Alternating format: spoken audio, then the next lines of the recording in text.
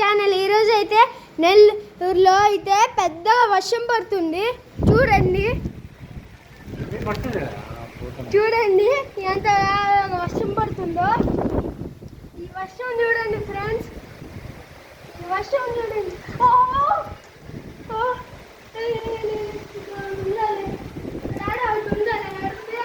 అక్కడ మూల అది కుట్టదు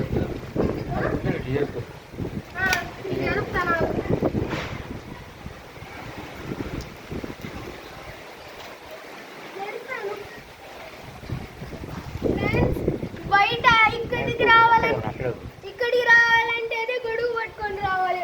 అంత పెద్దగా వర్షం పడుతుంది ఫ్రెండ్స్ ఈ సమ్మర్ లో.